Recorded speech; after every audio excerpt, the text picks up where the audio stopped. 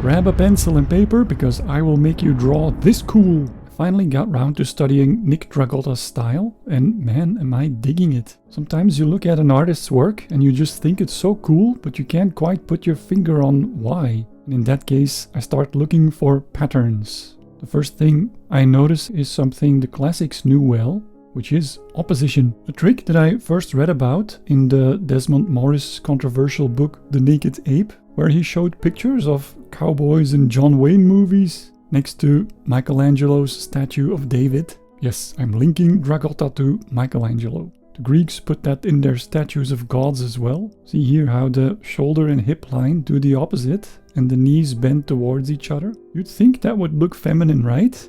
But there's something in that contrast that James Dean and Marlon Brando did as well. Kind of the thing of being so strong you don't need to prove it with a big wide-legged stance. Here this woman strikes the same pose and it makes her look strong but still feminine and attractive. These three all doing the melancholic downward gaze.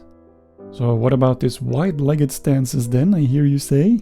Yes, these are completely straight, but you see how there's plenty of diversity in the angle on the other plane. Easy to see from the side. Quick close-up of this beauty. Very original way of hatching here. Feels like a single stroke, but it's actually made up of lines close to each other. And this here, that line crossing the muscle, reminds me of that Stephen Platt classic vein style. Love it. Gutsy move here to go for super simple wrinkles in the pants. And speaking of other artists I sense in Dragotta, there's Andy Kubert with the deep squats. And how about a young Humberto Ramos from X Nation? Those skewed and contorted angles as well, right? One more thing I'm really digging is the way he draws Crow. The big black patches with just some super thin outlines, which I just have to try. But first, let's see if the variables I found will lead to drawing one of those awesome, powerful poses. Start with twisting the upper body and could be standing on a hill like this. Let's keep that as option 1. The knee pointed in more. And just wondering who this could be, which character, because that always helps with the acting of the body. I was thinking about a big buff Daredevil, but you know who this wants to be?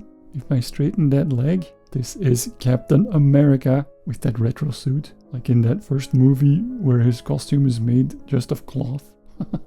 Then the shield on his back. Hell yeah, when you get that rush of adrenaline, you know you're on the right track. So let's see what that would be like. Still not feeling good about the pose though. You know what it is? It needs to be more extreme, smaller head, and exactly the same proportions as that famous Batman. Then of course add the typical horizontal hatching. And for the face, definitely that straight chin line, a long thin face. And is it just me or is this style kind of reminding you of manga as well? Okay, let's ink. So nice diverse outlines with thick and thin accents, especially these small shadowy parts. Then the pants lines, and I'm adding them on the chest as well, since our costume has cloth all the way up to the neck. And of course, gotta have at least 2 vein lines. Quick tip, the bright primary colors are good for blocking, but then I just took all the colors from this cover, just the closest to blue and red and white that I could find. And then it already has that cover feeling. It does miss some more shadow for some weight, so I'm gonna add those darks to the reds. I just took the background from a panel of the boys. All's fair in love and war and for educational purposes.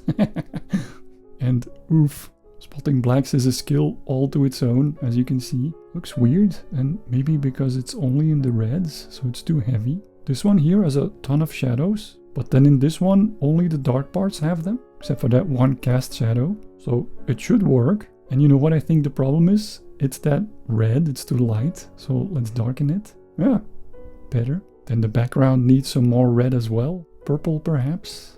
Then the blue is too light, so darken that.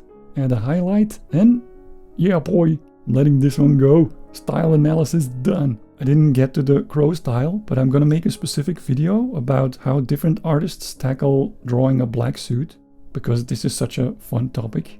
So subscribe and hit that bell if you don't want to miss that one. Yeah, try it yourself and play around with these elements. It's nice to know that you can get awesome, powerful looking art with minimal hatching like this. Thanks for watching. If you enjoyed the video, give it a like. Thank you for mentioning DRAGOTTA in the comments. I'm mostly a retro guy, so not familiar with the recent artists, but this was super cool to do. Who will it be next? Bye!